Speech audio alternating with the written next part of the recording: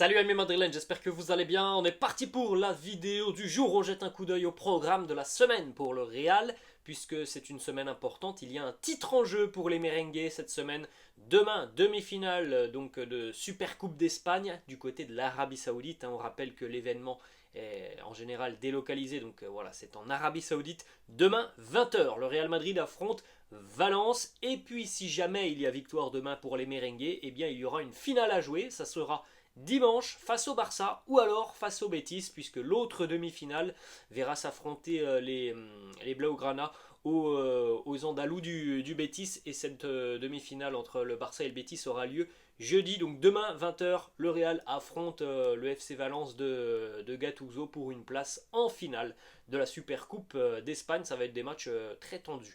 On continue les amis avec les deux unes des quotidiens madrilènes. Le quotidien AS qui titre la Supercopa Mas Deseada, la Super Coupe tant désirée. On a quand même de belles affiches entre le Real et Valence et le Barça et le Betis. On a quatre équipes voilà, très, très intéressantes et sérieuses sur le terrain. Ça nous annonce et ça nous promet des matchs palpitants, et on n'est pas à l'abri d'avoir des surprises sur ces deux rencontres.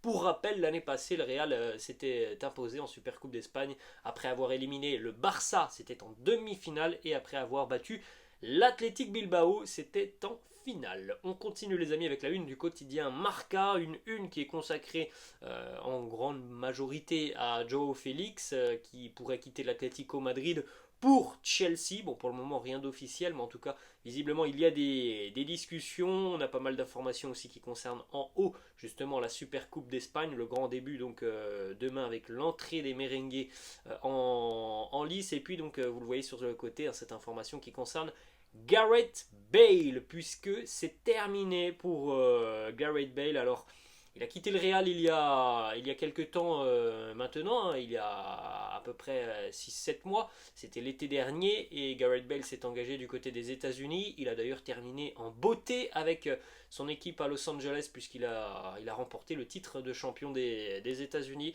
Cette fois-ci, c'est terminé. Fin de carrière pour Gareth Bale, après aussi cette Coupe du Monde avec le Pays de Galles, qui était l'un de ses grands objectifs cette saison. Gareth Bale a mis un terme à sa carrière hier.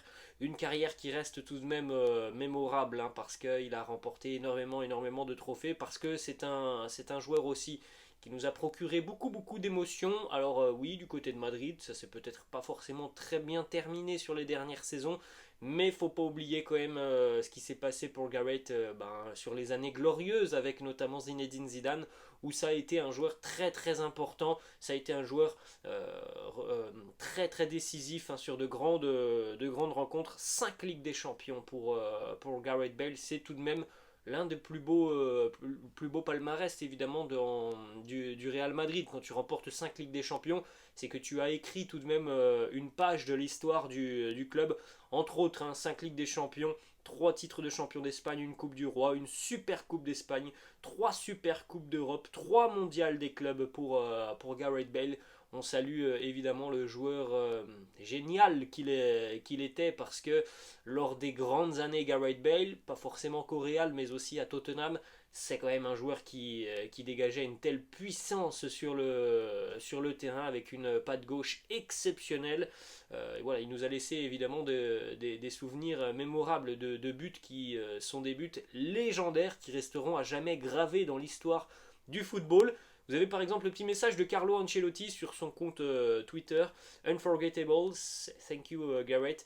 Inoubliable, merci Gareth. Vous avez cette image arrêtée, vous vous souvenez certainement de cette situation folle face au Barça. Je crois c'était il y a 9 ans maintenant, si je ne me trompe pas, c'était en 2014, donc c'était il y a longtemps.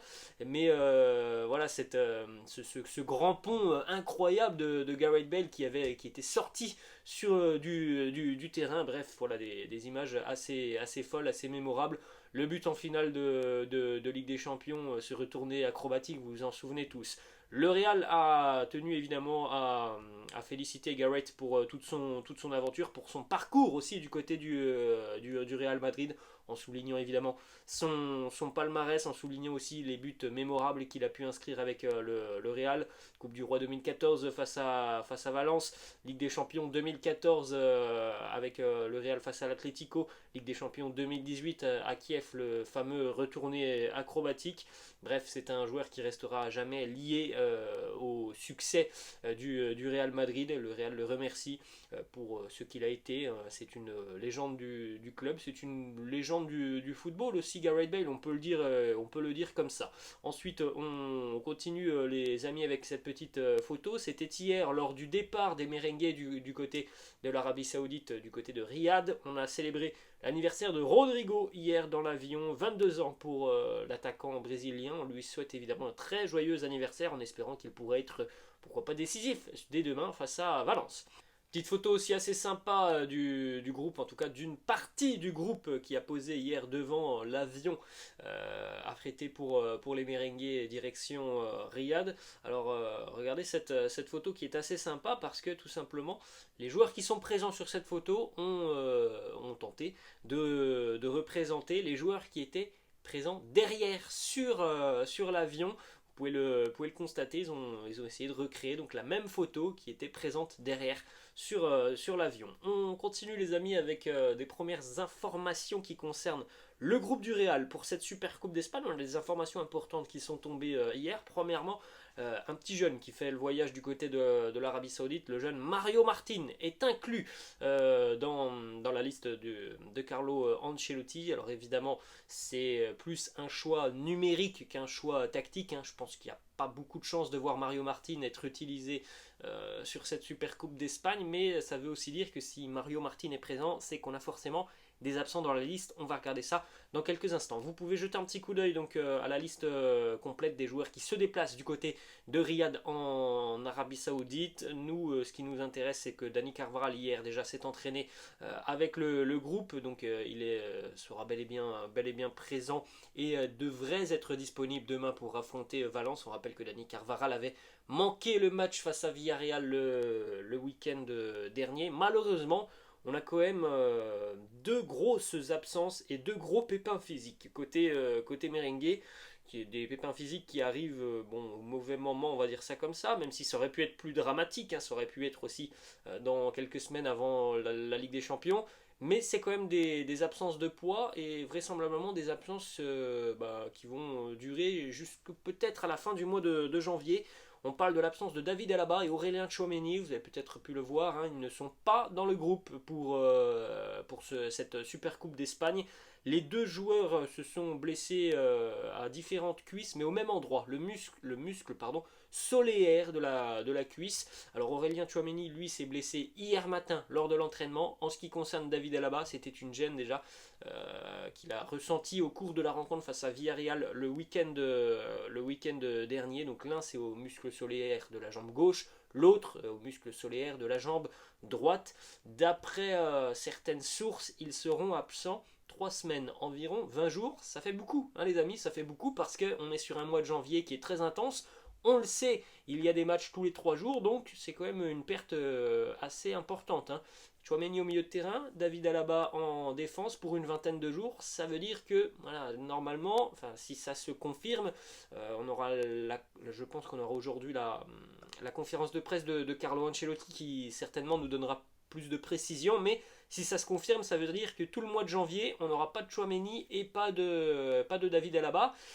Voilà, faut espérer qu'il n'y aura pas d'autres pépins physiques parce que là c'est tous les 3 jours des matchs très importants. On rappelle aussi par exemple que là on a Valence, peut-être que ce week-end on aura le Barça ou le Betis pour une finale. Dans une semaine jour pour jour, la date n'est pas encore connue mais ça sera donc en milieu de semaine, la semaine prochaine, ça sera le match face à Villarreal en Coupe du Roi. Ensuite il y a des matchs de Liga importants. Bref, ça peut être évidemment très chaud. S'il y a d'autres pépins physiques, évidemment, on ne le souhaite pas. On continue les amis avec 2 informations pour terminer. Ce sont les premières tendances de la composition d'équipe demain face à Valence. Premièrement, en ce qui concerne le milieu de terrain, il est probable que Toni Kroos débute en tant que numéro 6 avec Fede Valverde et Luka Modric à ses côtés au milieu de terrain. Comme on vient de le dire, évidemment, Tchouaméni étant absent, ça réduit évidemment les options au milieu de terrain, même s'il y a toujours aussi l'option Kamavinga, mais visiblement Carlo va aligner un milieu, donc Toni Kroos, Fede, Luka Modric. Et on termine donc avec la ligne défensive qui est attendue demain face au FC Valence de Gennaro Gattuso. Mendy, Rudiger, Militao et Dani Carvajal. Voilà les amis, la fin de cette vidéo. J'espère que ça vous a plu. N'hésitez pas, comme d'habitude, les amis, à lâcher un petit pouce bleu. N'hésitez pas non plus, pour ceux qui le souhaitent et qui ne sont pas abonnés, à vous abonner à la chaîne parce que c'est gratuit, ça ne coûte absolument rien pour vous. Et puis pour moi, en revanche, ça permet de faire continuer à grandir la chaîne. Je vous laisse les amis et je vous dis à la prochaine. Ciao.